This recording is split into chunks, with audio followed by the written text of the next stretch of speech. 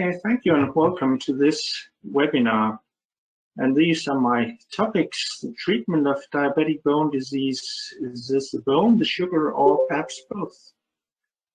And as is customary, and I hope I can advance my screen. Yes, I have some disclosure slides. I am employed as the head of research in the STENO Diabetes Center North Denmark, and it is funded by the Novo Nordisk Foundation, which owns the company Novo Nordisk.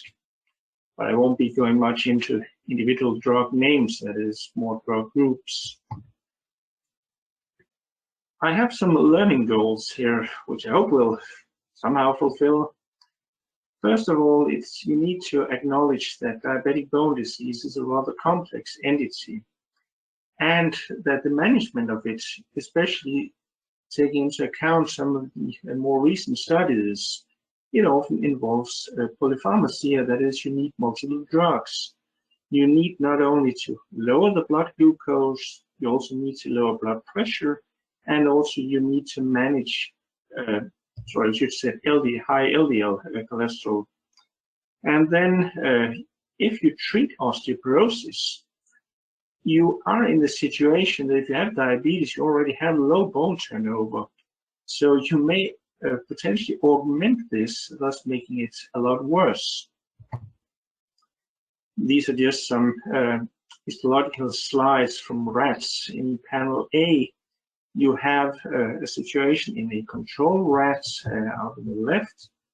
Below, you have first the osteoid volume over the total bone volume. The white bar are the controls. If you have diabetes, the black bar, then the osteoid volume goes down a lot. That's what's shown in panel B. I hope you can see my pointer here. The few very highly lighted yellow areas are the osteoid. It's the osteoid when new bone is being formed. So it goes down dramatically. Then if you add insulin to these rats, you end up in panel C. That is, you have a normalization of the osteoid volume. You also, in the middle below, have an increase in the osteoid surface, and especially you have an improvement of the mineral apposition rate, the MA, which is shown out on the right in the lower hand panel. Then just to say a few words about how do we in humans manage osteoporosis. We use antiresorptive drugs, that is bisphosphonates. We may want to use denosumab or the SERMs, the selective estrogen receptor modulators. There's also the option of anabolic treatment with teriparatide or other substances such as abaloparatide, or the relatively new kid on the block, the sclerostin antibodies. And I'm going to touch briefly on that in the end. Now, if we want to manage diabetes, you want to lower blood glucose. This can be done by using insulin. Of course, all of those with type 1 diabetes needs insulin, otherwise they'll die. But also some of the patients with type 2 diabetes may need insulin. In type 2 diabetes, and also some of these drugs are now increasingly used in type 1 diabetes, you use what is known as non-insulin antidiabetics, or NIATs, especially in type 2, but also for the SGLT2s, sometimes in type 1 diabetes. This is a rather busy slide. I'm not going to go into much detail, but it just signals that the management, in this case of type 2 diabetes, has become much more complex than it was just a few years ago. Up here on the top, you have the overall approach. First line therapy is metformin, period. Then, if that is not sufficient, or if there are certain conditions, then it becomes more complex. Because if we start over in the left-hand panel here, if atherosclerosis or cardiovascular disease is predominant, there's one line of approach. However, in the second column, if you have heart failure, HF or CKD, chronic kidney disease, if that predominates, you may want to choose other drugs. If not, you're around in the right-hand panel, at least for me, the right-hand panel, which will also be for you. There are some compelling needs to, say, minimize hypoglycemia, which is the yellow part, or there may be other factors of importance, which is the blue bar. But again, this is just to introduce you to the most recent guidelines in case you want to study these. Now, going the step down, what classes of anti-diabetic drugs do we have? We have up on the left corner those who increase insulin sensitivity, that is the guanides or metformin for that case, and the glitazones, so the class of dinidiones. Over on the right-hand panel, we may want to increase insulin secretion, because one thing, of course, is how sensitive is the body to insulin, which is over on the left hand. But we can also increase the insulin secretion over on the right. That is done with the sulfonylureas or the clinides, as they're called. If we go now down to the second line in the left-hand column, you may want to increase the loss of the excretion of glucose in the urine. That is the sodium glucose transporters type 2 inhibitors, SGLT2 inhibitors. You may also want to add more insulin to the system, exogenic insulin, and that of course would be insulin or its analogs, because there are a whole range of different insulins in the market now. If we go to the lower hand panel out on the left, you may want to decrease glucose absorption. This can be done with acarbose. That's not much used anymore. It's actually being taken off the market at the moment. I think you need to mute some of your microphones. Out on the right-hand panel, in the lower hand part of it, you have the glucagon-like peptide, or GLP. You can either administer those as true agonists, they're given as an injection, or you can try to inhibit the enzyme, that is the peptidase or DPP4, which are all drugs, the DPP4 inhibitors. This is just to set the stage. Now, how may this affect the bones? It may actually, in one instance, affect the risk of fractures. If you have hypoglycemia, you may have unawareness, your brain becomes affected, you may tumble, you fall, and therefore, if you have hypoglycemia, you may have more fractures. On the other hand, as we've heard in the excellent prior webinars in this series, hyperglycemia may have a number of negative effects on the skeleton. And if you correct the hyperglycemia, that is, you lower the blood glucose, you may actually, as we've heard before, revert some of the negative effects of this on bone metabolism. And that's what I'm going to talk a little bit more about in the coming part of this talk. One thing which goes beyond the drugs, just to mention, is that in humans, earlier on, prior to at least 2006, where it was introduced that metformin is a drug of choice, much emphasis, or almost all the emphasis, was put on diet and exercise. But there is one caveat at this. If you only prescribe a diet with the intention of losing weight, that is, losing body mass, then you also lose muscle and you also lose bone. Thus, the bone mineral density, BMD, may decrease unintentionally. If you prescribe exercise concomitantly with diets, you may prevent the loss of muscle and also the loss of bone mineral density, thus only using the non-desirable fat or only achieving a loss of fat within the body.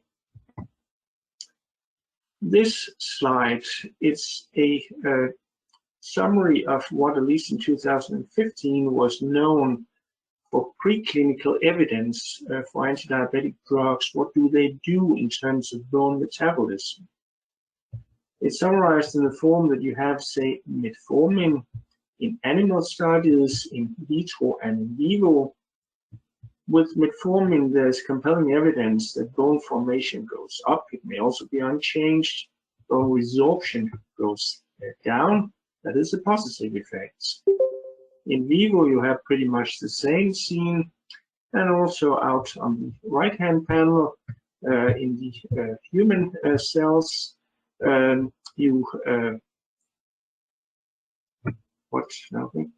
see my screen. You can also see the effect on bone formation and bone resorption. If you go down to the second line, the sulfonylureas do not seem to have much effect on the bone cells. There are only some animal evidence for an increased bone formation. The thiazolidinediones or glitazones, compelling evidence throughout the table that there's a negative effect on bone. You have less bone formation, you have more bone resorption, that is, you don't form bone, you rather lose it. So you're not able to compensate for the bone loss. And that holds true both for in vivo and in vitro studies and also for the human studies. The incretins, the GLP-1 analogs, some positive effect on bone formation, negative effect on resorption. That holds true both for in vivo and vitro. The DPP-4 inhibitors, the evidence there is a little bit more diverse. Some studies suggest a decreased bone formation, others suggest no effect. So here the verdict is out, so to speak. The SGLT2 inhibitors, there's little or no evidence.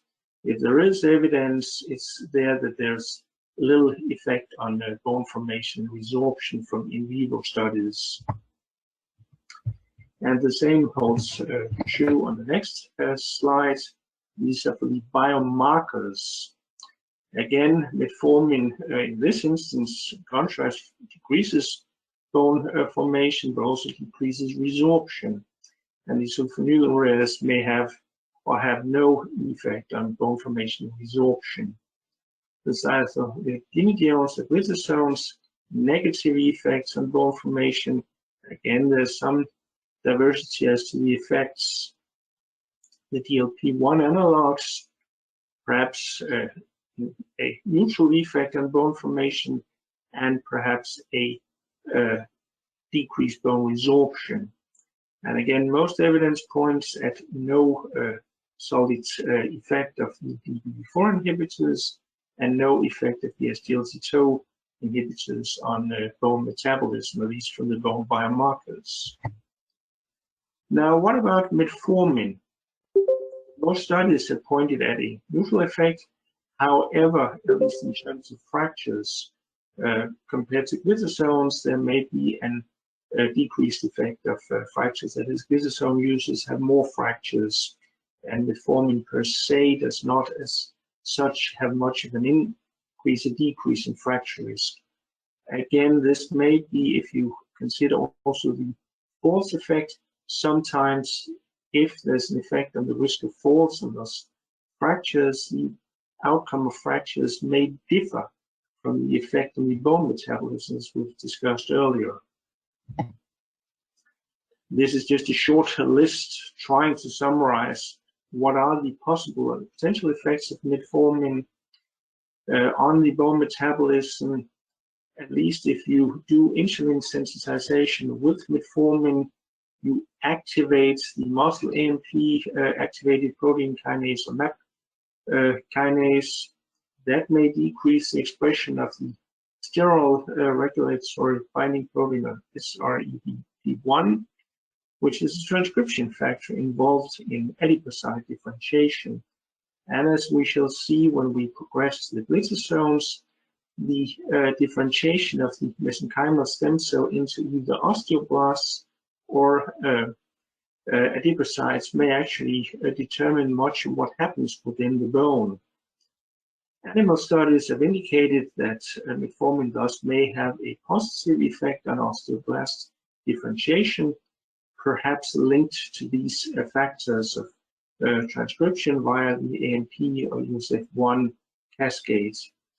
This in turn inhibits or has a negative effect on osteoclast differentiation, and therefore for not advancing the bone loss after ovarectomy in the rats. In the rat primary osteoblast, metformin may increase cellular proliferation, alkaline phosphatase activity, thus the deposition of calcium within the bones and the number of bone nodules formed. And these effects may actually, as discussed earlier on, counter-effect the detrimental effects of the high glucose levels on the osteoblast function. Because if glucose is high, and especially the theory goes that there are large fluctuation in the glucose level, this may per se, that is the effect of the disease in the bone, may have these negative effects in the osteoblasts, thus rendering them less effective, thus leading to a low state of bone turnover.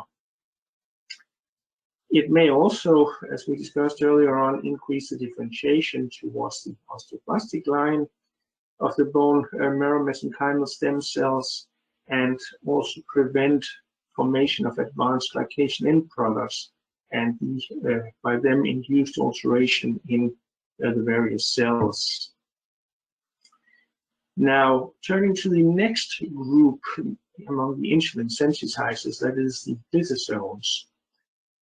Almost uniformly in women, there's been an increased risk of fractures. This has not been seen in men. Some of this could be due to the fact that there are very few men in many of the studies, because these have mainly focused on women. Again, if you discontinue, that is, if you stop the drug, this seems to revert the fractures. This is not an irreversible process. You revert to normal fracture risk. This is just a summary from a 2013 paper by Vestergaard on some of the proposed mechanisms on how the PPAR gamma system, peroxisome proliferator activated receptor gamma, which is a system that the lysosomes interact with. If you activate PPAR gamma, you can usually get an anti-osteoblastic effect. That is, you have a decreased bone formation, you have a negative effect in the Wnt, TGF-beta, and bone morphogenic protein cycle, and also the IGF-1. You can have an increase in lipid metabolism that may have pro-adipocyte, pro-adipocytic effects. Thus, you have an increased marrow fat accumulation, as we can see on some of the next slides. And also, you may have an increased bone resorption out in the right-hand panel by the C-phosphoryl system.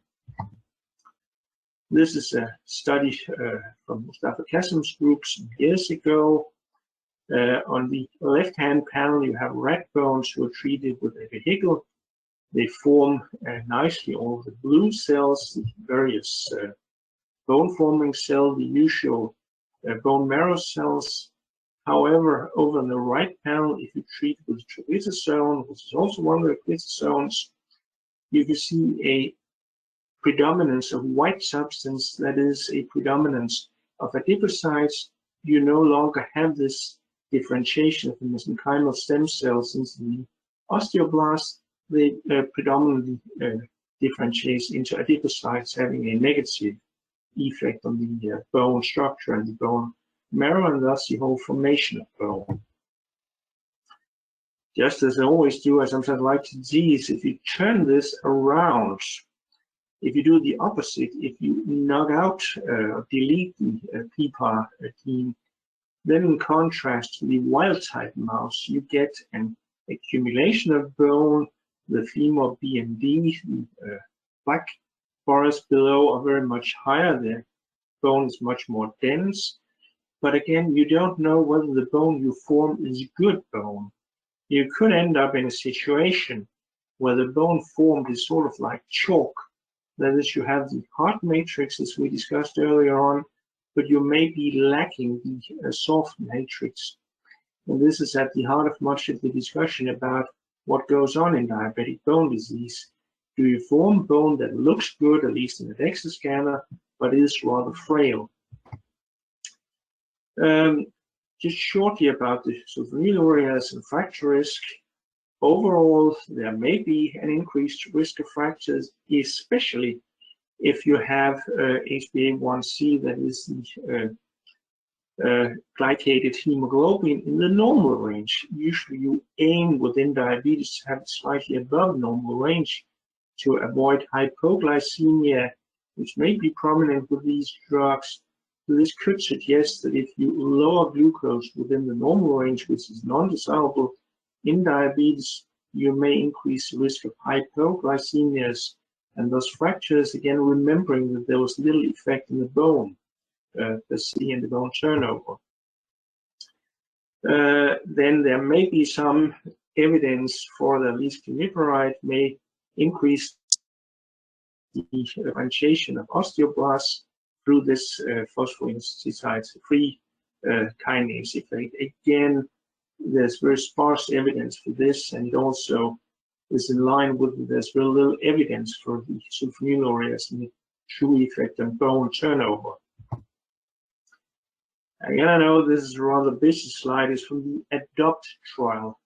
What I've tried to highlight in the red bars is that compared to metformin and glyburide, which is an SU preparation, orsiglitazone has a larger decrease. That is, while the glitazone's PTH tends to decrease more than it does with metformin, and it significantly decreases more than with glyburide. At least in women, you see the same in men. Vitamin D decreases more, a bit odd, with the glitazones than they do with both metformin and glyburide. Estradiol tends to decrease non-significantly so in women, significantly so in the men.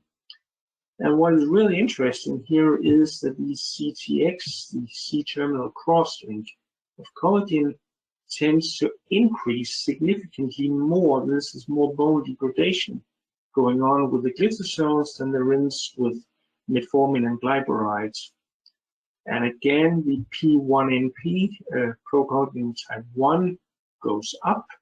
There's more formation, however, not at all to the same level as the resorption goes up. So this seems to mirror the negative effect we just saw on the bone marrow.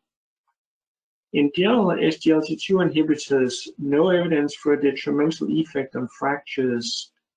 In the short term, there may be an increase if it's only been seen with canagliflozin. There's been a lot of discussion about whether this is specific for this drug and not a class effect. It may taper, it may decrease with increasing duration of use. The temporary increase, it has been speculated, may stem from falls because there's little evidence that these do affect their bone density, that is bone strength. It could be if you are dehydrated, your blood pressure decreases, therefore you may tend to fall. This is just a summary showing that at least for any fractures from one of the larger trials, the EMPIRE trial using empagliflozin, one of the SGLT2 inhibitors, fractures was almost the same with placebo as was with varying doses of empagliflozin from 10 to 25 milligrams and so on, the risk being around 3.7, 3.9% after 3 years. One potential mechanism that could affect the skeleton that has been speculated is these drugs work by increasing glucose excretion in urine. Thus, you have an osmotic drag, which may increase urine calcium loss, and therefore you may have secondary hyperparathyroidism leading to a decalcification of the skeleton. But again, this remains speculative on the long range at the moment. Then for the insulins, there's remarkably little evidence out there. Of course, it's very difficult to compare with die if you don't get insulin type 1 diabetes. It's only possible to compare different insulin regimens, that is, different types of insulins, whether you use only basal insulin or also multiple daily injections, say short-acting insulin at meals. And again, if you're in the unlucky situation that you have low blood glucose hypoglycemia, you may have an increased risk of fracturing due to accidents. Again, compared to other glucose-lowering drugs and non-insulin antidiabetics, there may be an increased fracture risk. However, this has certainly not been seen in all studies, and a lot of evidence is missing. We know very little on the difference between various types of insulins, and especially the newer insulin analogs. One good news is that when I was a junior doctor 30 years ago, or almost 30 years ago, hypoglycemias was very frequent. It was a very frequent event because the insulins back then had a rather unpredictable pharmacokinetic pattern. Now we have in the more recent years, actually both in this country and also worldwide, seen a steep decline in the number of hypoglycemic episodes with the advent of newer, more stable insulin analogs. So perhaps, and this is what remains to be elucidated, does this decline in hypoglycemias also result in fewer fractures in the long run? Again, turning to the GLP-1 receptor agonist, that is a glucagon-like peptide type 1. In general, one issue is that mostly you have only short duration trials, and bone is a rather slow reacting organ. It usually takes months to years. Most osteoporosis trials in the region of 2 to 3 or more years duration, and the insulin trials, the trials with GLP, are often of very short duration. In general, just to zoom down and give the conclusion up front, there's no overall increase in the risk of fractures, although there are some differences. One possible effect within the bone is that both GLP-1, also its companion GLP-2, and the gut inhibitory protein GIP receptors are seen on osteoblastic cell. And again, some of the GLP-1 analogs may interact with the Wengers-Notch or the Wnt pathway. There are 2 recent meta-analyses within the fields, and they have differed rather much. Overall, this meta-analysis by Cheng et al. Reported that GLP-1 receptor agonists seem to be protective. There was a decrease, and it was also statistically significant in number of fractures. And again, the longer duration, the fewer fractures. This seems compatible with perhaps an effect on the bones themselves, but also an effect via perhaps the improvement of metabolic control. That is, the longer time, in this case actually rather long for a diabetes trial, more than 1 year, there were actually a tendency to fewer fractures. Again, I said for the SGLT2s, it was considered in general that this was a class effect, except for the canagliflozin. One issue with the GLP-1 receptor agonists is that they're rather different. Of course, all of us have GLP-1 within our body. However, some of the drugs on the market are very biosimilar. The one which is the most biosimilar, I guess, is around 84% biosimilar to the endogenous GLP-1, whereas others are less than 50% biosimilar. So there may be some differences in how they interact with the different receptors. Again, these 2 drugs, drugs shown here, the liraglutide and lixisenatide, were associated with a significantly reduced fracture risk in this analysis, whereas other drugs did not show superiority to placebo or other antidiabetic drugs. Again, often an issue here is, what are you comparing with? Are you comparing with no treatment, or are you comparing with other antidiabetic drugs? If you're comparing with a drug which increases fracture risk, then you may of course show a decrease, but that's compared to something which is bad. If you compare to something which is neutral, you may get another result. This should also be kept in mind when you interpret these trials. What is the comparator? One study actually reported the complete opposite of what I just told you.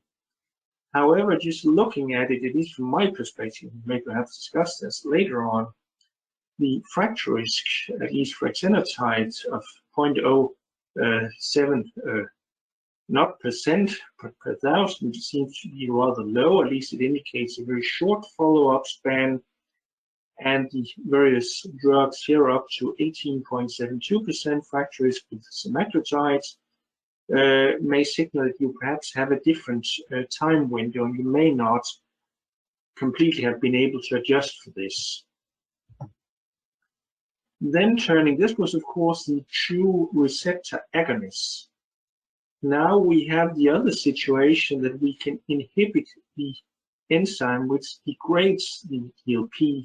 Therefore, you have more endogenous DLP in your system with DPP-4 inhibitors. These are often considered less effective in terms of effects on glucose level. One saying is that if you have a 1% improvement in the HbA1c, you only have a 0.5% or half that improvement with the DPP-4 inhibitors compared to the GLP-1 receptor agonists. Again, overall, no association with risk of fractures. However, many studies have been of rather short duration. You may simply not capture fractures unless they're related to falls, that is a risk of tumbling over. This rather busy slide just underlines this. This is from one of the studies we've been involved in. It didn't really matter much how much cumulative exposure you had in terms of grams, what the daily dose was, whether it was recent or past use. There was one significant for recent DPP-1 use, but again, if you do multiple testings, some will inevitably come out significant, and it was not so if you adjust it. This was what I was going to say about the glucose lowering drugs. However, there's much more, as I said, to treating diabetes. Another important issue is atherosclerosis. I pointed to this with the treatment guidelines. And one important aim now is to lower LDL cholesterol and thus prevent cardiovascular CV risk. However, LDL actually serves a purpose in your body. The LDL, or low density lipoprotein receptor, LRP5, 6, and 8, are identified as being positive regulators of the Wnt pathway and thus the osteoblast differentiation. There are some known mutations that are associated with low bone mass, diabetes, and lipid disorders. So perhaps we should also be aware of what happens if we lower cholesterol or interfere with that. This is just one study from our group with LDL cholesterol and fracture risk. Up the y-axis, you have the odds ratio, and out the x-axis, you have various levels of LDL. Actually, I can say out on the left, from 0 to 1.5 is rather low. And actually there you tended to have more fractures, then you went a little bit up and down compared to 2.2 to 2.4, which was a reference. And those with the high LDL levels tended to have fewer fractures in an adjusted scenario from this study at least. Then there were early studies, because if you have diabetes and you have a high cholesterol level, then you want to prescribe statins to lower cholesterol levels, especially LDL levels. Early studies indicated that actually fracture was decreased if you were a user of statin. This was described an inhibition of the mevalonate pathway, which is also present in osteoclasts. However, these drugs have very great difficulty in penetrating into the bone. And if you did a randomized controlled trial, there was no effect in the bone density. So it didn't seem that it could be mediated in any way through the bone density. There are also some more recent studies, say the Jupiter trial, which is shown here, that there was no reduction in fracture risk. Again, the RCTs are perhaps more true to the real-life situation than the epidemiological studies are. Rather, they alluded there was a trend towards more fractures. It was although not statistically significant. And actually, if you look at the curves, they're pretty much the same. But this is something that we need to take into account. Are we doing something good? And especially with the newer PCSK9 inhibitors, which almost alleviates LDL cholesterol, this may perhaps be a concern. Then, if you want to lower blood pressure, this is a main aim of diabetes treatment, to prevent as well nephropathy, cardiovascular, as well as cerebral events. And also, to some degree, you can prevent retinopathy and perhaps also neuropathy. However, if you lower blood pressure too much, you may become dizzy, you may have a tendency to fall and thus fracture.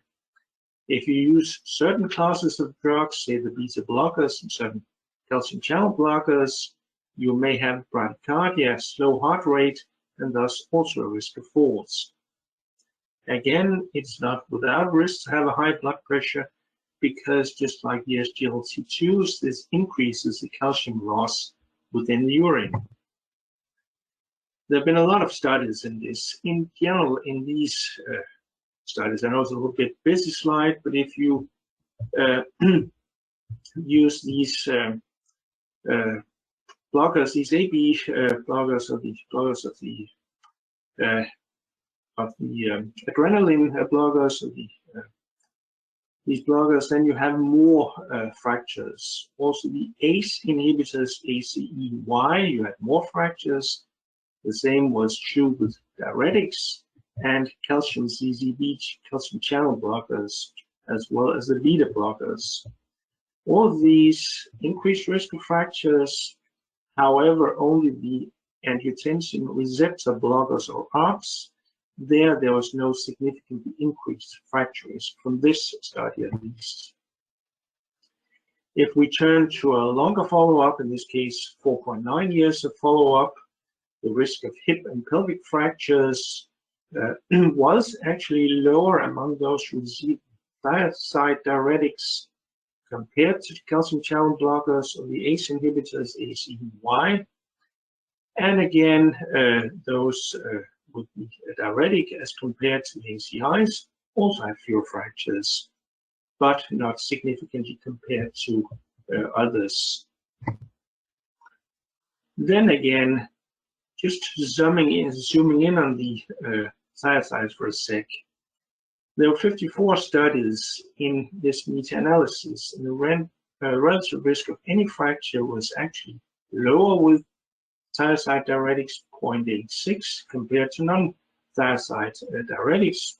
Small decrease with beta blockers, and there was one study with ACE inhibitors.